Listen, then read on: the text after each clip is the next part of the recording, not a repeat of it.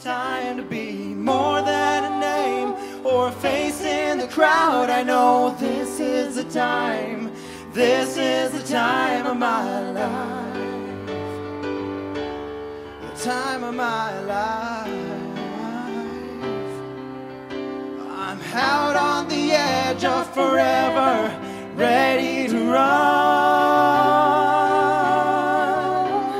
I'm keeping my feet on the ground, arms open wide, face to the sun. And I'll taste every moment and live it out loud. I know this is the time.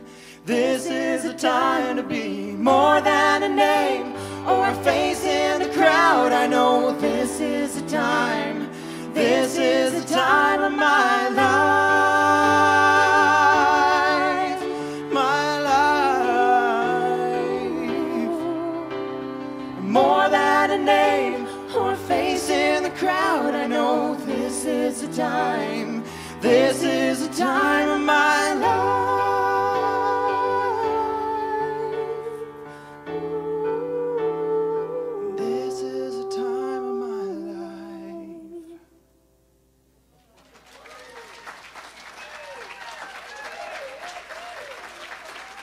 Thank you, thank you.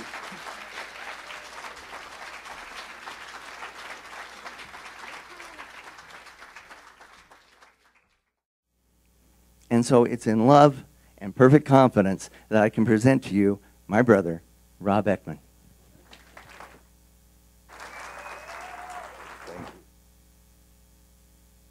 Good morning. Good morning.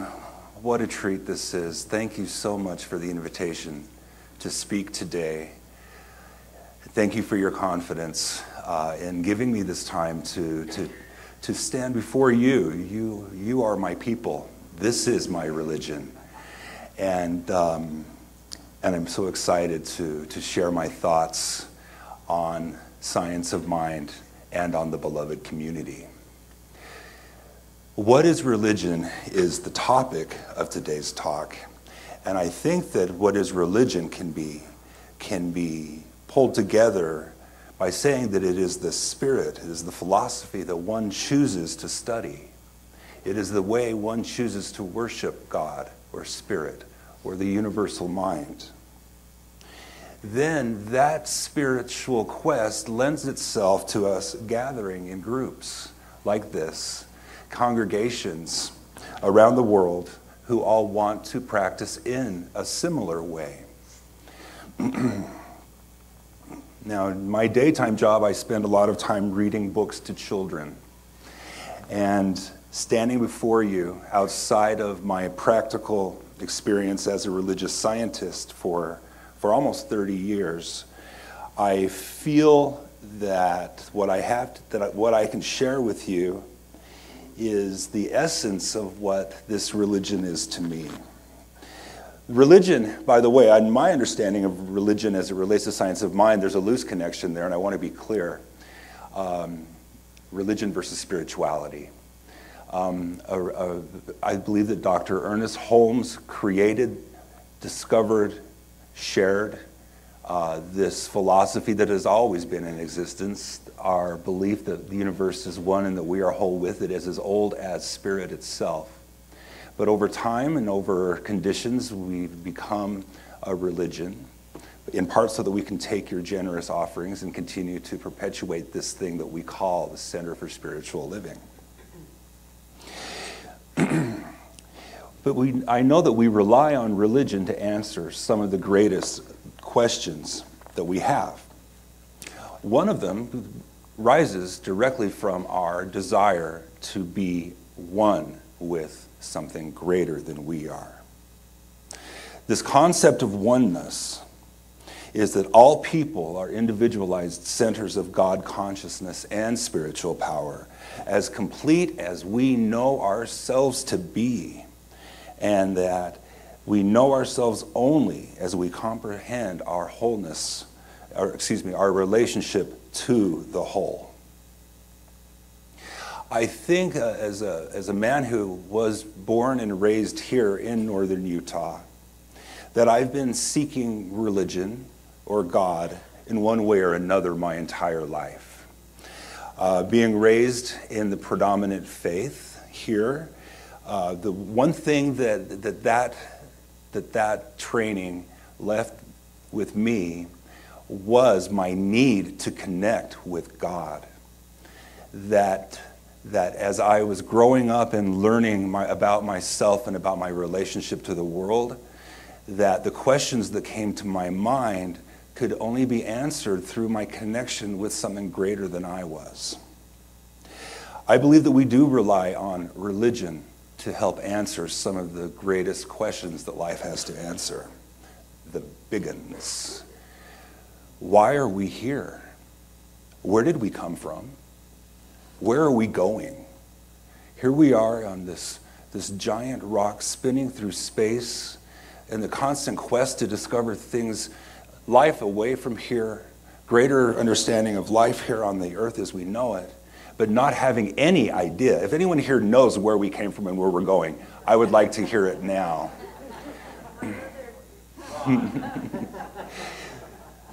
Other questions that I think that we ask are, why am I here?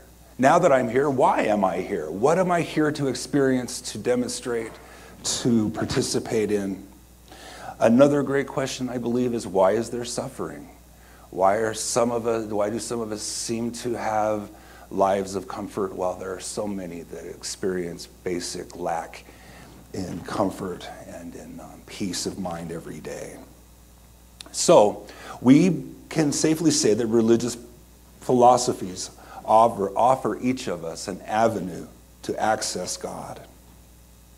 Ernest Holmes says in his book, Can We Talk to God? I believe in every religion that exists.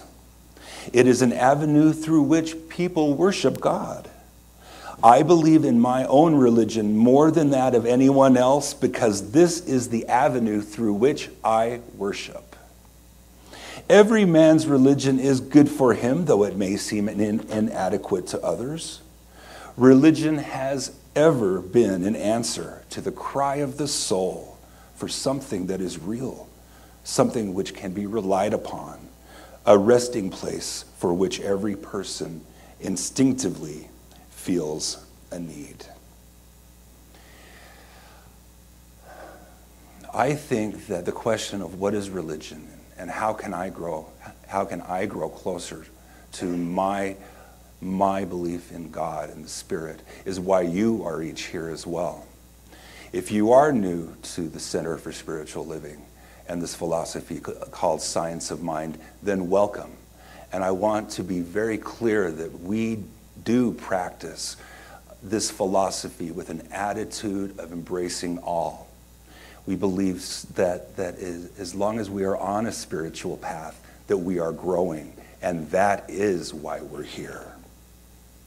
Oftentimes from the pulpit, when a practitioner prays, we have heard lines that resonate in this way for me, and that includes that acknowledgement, that affirmation that recognizes all priests, all rabbis, all monks, all bishops, all teachers, all that are practitioners of religion and of God, that they are all on the right path and that we honor that.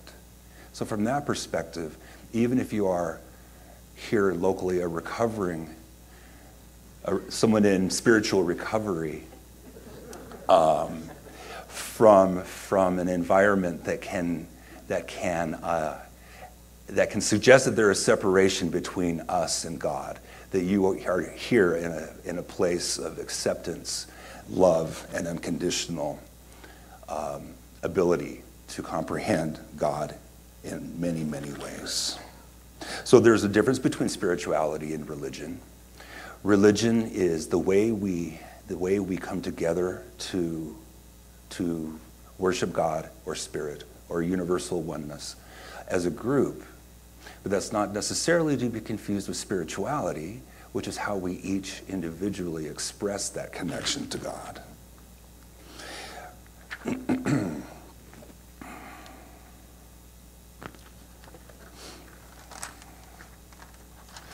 I've got handwritten notes, typewritten notes. I need a bigger pulpit. All right. All right. So religion traditionally through time has instilled in many a separation from us. And that is not what we believe here. But this practice has resulted in beliefs in a God who can be judgmental, can be melancholy, can be distant. And these are unacceptable. Growing up here, when I was 19 years old and about to embark on a Mormon LDS mission, I realized what kind of person I am, and that is a gay man. And I went to the bishop and I expressed this, and I was told that God does not love me. God would not love me, and that I am not welcome to go out into any community with that perspective to teach the Word of God. At 19 years old, I knew better. This is what I learned from Mormonism, and that is my connection, my personal connection with God. Growing up in junior high and high school, some of you might recall something called seminary. And in seminary, what I took away from it was that I wanted this connection. I knew I was different from an early age. I've always understood that. And one way that I became aware of very early on was that if I connect with God, then there is something greater than me, and I'm part of that. So at night, I would take that traditional stance next to my bed, and I would pray. But what I would do, and what I found myself doing, is focusing on that introduction to God.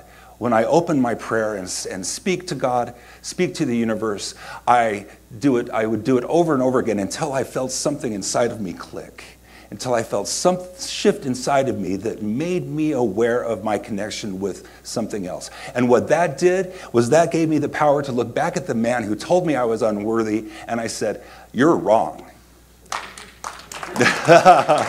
Thank you. I said, "You're wrong. God does not make any junk. He said, if you jump into this river, you'll never get out. Well, if I jump into this river, I'm going to be the happiest man I can possibly be, because I'm going to be authentically me, and I'm going to be able to demonstrate to the world my unique perspective on God." And as a grown man, now what I have been able to do with religious science of mind, is that same fire, to take that fire that I feel as I'm connecting with the universe at the beginning of a prayer, and it's that same fire that Ernest Holmes talks about when he says, as you begin a treatment, when you begin to recognize the universal presence of God, that oneness, which is, of course, as we know, followed by the affirmation of our connectiveness to it. But to delve into that deeply and extensively, as long as you need to, until you feel that shift. And that shift is your connection with God. We know that it's unique and it's individual to each of us.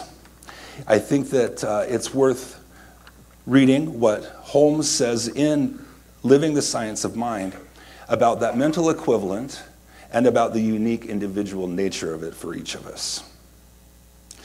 A true religious concept is an indispensable aid in spiritual mind healing.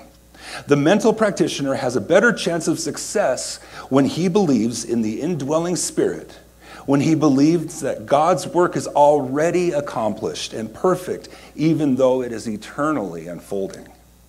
Moreover, his words will have more power when he believes they have power, and he endows them with power in such degree that he senses the divine presence back of them. Now, this would not imply that there is a reduction of all of us to one common level. We are all individuals of a cosmic wholeness. Each is a unique representation of the one and only mind and spirit.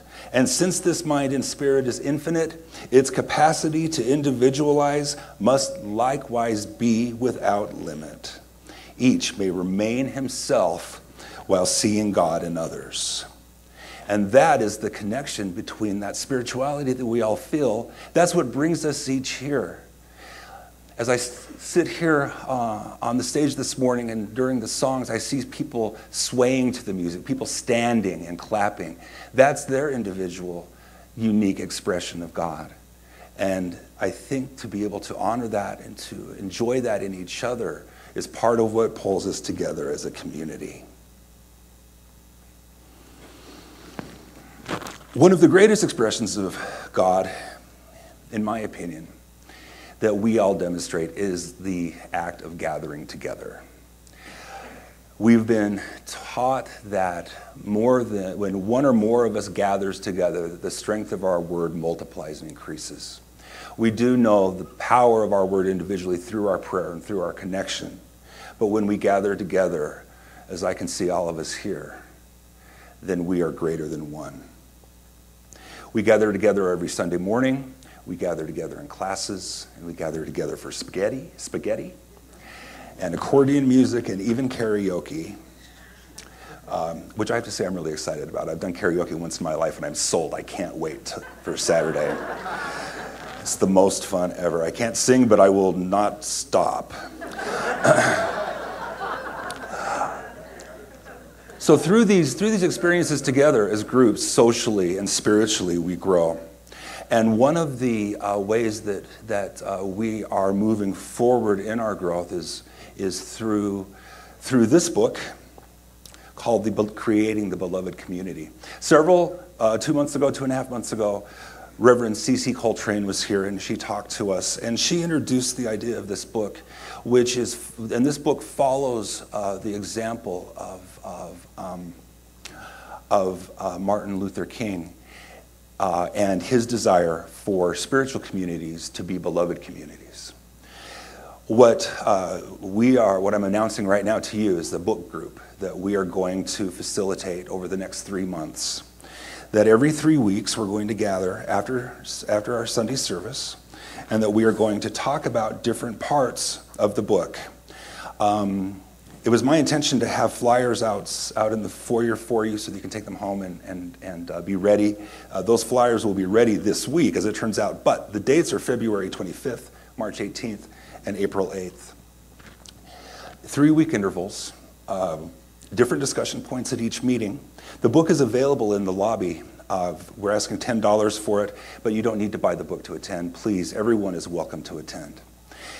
Creating the Beloved Community is offering a challenge to us to take our community to the next level. And I'd like to share a little bit of Dr. Martin Luther King Jr.'s vision for the beloved community. Our goal is to create a beloved community, and this will require a qualitative change in our souls as well as a quantitative change in our lives. Religion is the gathering of people to study or to quest towards spirit and understanding our wholeness as a group. This is a way that we can gather and that we can share and develop a common voice. The beloved community is a collection of individuals who are learning how to love themselves, one another, and the universe. Regardless of what name we give this idea, it is the same thing: the creation of an experience of belonging and experiencing the wonders of who we are individually and collectively. It is a place where purpose and passion meet, where we practice being the person we desire to be and support others in that effort also. It is where our faith and spiritual principles is realized as true compassion and service. The beloved community is a strong attractor to those who seek spiritual realization. It is not a struggle, but a continual progress toward a vision. That progress may have its ups and downs, but there is a sense of forward motion and being involved in something vital. We are a vital community here. As a member of your leadership council, I am pleased to stand in front of you and to say that in the time that we have been on our own as a congregation, leading ourselves since last fall and even before, that we have emerged into the most beautiful place. And I'm not just talking about financially, which is something to note. We are in a better place than we've been in some time. But as a community where we are connected, where we are involved, and we are displaying compassion and love for each other, I think that we are right where we need to be. As a member of your leadership council, I'm pleased to say that we are on our way with our profile being presented to ministers who are interested in coming here and being our senior minister. It has been a process. You all have been involved in the process through what's been called the easy prayer for our new minister. The co-creation process is really about our religion, about our community, and about our coming together for a common goal. Last October and November, when the co-creation team gathered together to develop a clearer understanding of what we want in a minister, several things happened. We came together. One of the first things was to get over what we didn't want in a minister. And we all remember those things from which we can grow and we can change and we can develop clearer and more healthy ideas of love. The co-creation process, as you remember, was one night of all of us coming together and talking about healing and having that conversation, which was followed by a dozen people selected from different levels of our congregation, not just the leadership council or practitioners, although they were involved, but Drew on the AV board, and Missy from Youth Church, different members from the community at large, came together over several days on your behalf to get clear on what we wanted in a minister. We were told many times over that period of time that we, as a small group, were representing each of you. That as we spoke to each other in this group, that it was important that we recognize and remember that I, for example, have a dozen people behind me, you, and it's you that I'm speaking for and you that we're dreaming for. So then, as we came to develop our easy prayer for our new minister, we needed to get very clear on many pieces of that prayer. And so what I'd like to do is I would like to share with you what this prayer means, how it came to be, very briefly, how it came to be, and how it is relevant to us as a community. The one common thing that we all discovered through analyzation of all of the traits that we wanted and that we didn't want was that the thing that we did want was a minister that demonstrated love. That love is what we are and what we want to embody and demonstrate into the world. So as we came up with this easy prayer, what I want you to know is that this wasn't, first of all, easy prayer. We're going to stop calling it the easy prayer. That is simply the prayer for our new senior minister. Easy implies that there's hard, and thank God we don't have to do the hard one. We've been given this idea of easy. I would like to reiterate that while it might feel long, it's really not. This is all it is. But what I want to point out most importantly is the words and the phrases that your community members, your representatives brought into this prayer to reflect our needs here in Salt Lake City. First of all, as I said, love. In this easy prayer that we do read frequently as a group, we know our new minister as a revelation of God as love, and we chose that specifically because that is all-encompassing of what we want. When we say in the easy prayer, it is written, love points the way, the law makes the way possible. Love is harmonious, vital, and complete. That comes straight from the Science of Mind textbook. When we as a group representing you were asked to define love, we had 12 different versions of love, 12 different ways of describing it. So we went to the Science of Mind textbook and used what Ernest had to say. Next, seeing that our minister is revealed before us as the living and celebrating the power of love. We designed that deliberately for our community, for us, for you, for me. We want someone who is true and that demonstrates that power of love to us. Finally, the bullet points in the prayer, where we are, as we say the prayer, we are speaking them as ourselves. That's because we are creating the mental equivalent of that minister we want. So when we read it, please remember that we are saying it, that we have built it for ourselves, and that we're saying it as affirmation of the qualities of love and virtue that we want in this person. That this person will be centered in spirit, grounded in principle, and be an authentic, engaging, inspiring communicator. Every one of these words was handpicked for us by us to help bring the greatest person to our pulpit. This person is awakened to and inspired by the wisdom within themselves. This person will compassionately apply principles revealing wholeness. This person embodies spirit as source and lives principle generously.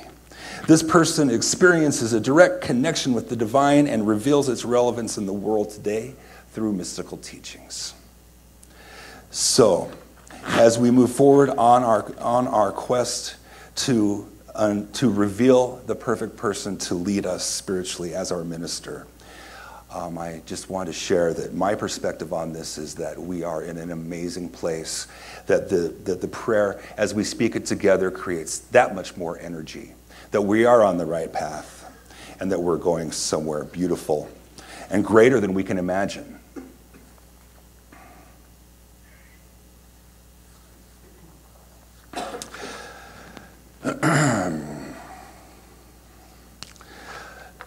All right, so to sum up today, what I'd like to suggest is that the power of prayer is our connection with God, that religion is the way that we gather to worship, that we can choose that, and that we've all chosen to do it this way with one another. But to remember that in our hearts with love, that every path to the divine is true, right, relevant, and a choice. In closing, I would like to share a prayer with you. Excuse me. Now, something that I learned through classes here at the Center for Spiritual Living is that the way to get better at writing treatments is to write them, and to write them, and to write them, and to write them. And I find this to be a tremendous exercise in opening up my heart. Again, being able to access that fire within myself and share it. So, will the practitioners please stand and circle the room? These folks have been trained to pray, and they're holding our best interest and love in their hearts. As I say, because we're taught to write and write them, I'm not going to actually try to wing it and say something unrehearsed. I wrote this today for you, and this is my prayer in closing. There is only God. As I speak my words for myself and for each of you here today, I do build a fire inside of myself using my words. A fire of conviction that I stoke and I fan with my own belief and understanding in order to build energy around my words. This internal fire fuels my knowledge that spirit is truth and it is the substance of all life. This one spirit is in and through each of us, completely surrounding and permeating everything. The universe is perfect and whole, and it can be no other way. There is only wholeness. God is absolute reality and intelligence. Universal spirit contains all things, all emotions, all experiences. There is not a feeling that is not part of God. Happiness, sadness, abundance, fear, pain, acceptance, and love, all of it is of God. I know the Spirit is in all things. And because I know that Spirit is all things, I know without question that Spirit is inside of me and each of you. There is no separation. I am one with God. We are each one with God. And since we are each one with God, we know that everything we're capable of feeling and experiencing are facets of that great power. Every single emotion and experience that we have is God. I declare there is only one mind, and that mind is my mind now. I am inseparable from the one. We are all one, yet we know we are individuals who experience Spirit in our own unique way. And this is a gift. I accept and embody my good, and that common good to each of us here. And it's in the hearts of us all today. We together are a beloved community. Together we worship God in our own religion, practicing the principles of science of mind. We know that there are indeed many, many pathways to the divine, and we acknowledge that growth in all people, in all places. We wholly accept and embody this realization as the spiritual truth of our being and affairs. We see clearly the special good we desire right now being manifested through the perfect action of universal law. I am so grateful. I express my thankfulness. I express my gratitude for the truth of my being, for the truth that is taking form in my experience, and I know it is true for each of us here. An attitude of gratitude is salutary, and we are grateful for Spirit and our unique and individual expressions of that Spirit. I now release these words into the universal law, knowing that as we speak them, they are true, that we are each perfect, whole, and complete as a community and as individual expressions of God. We release these words to the universe, knowing that as we speak them, they are so. And together we say, and so it is.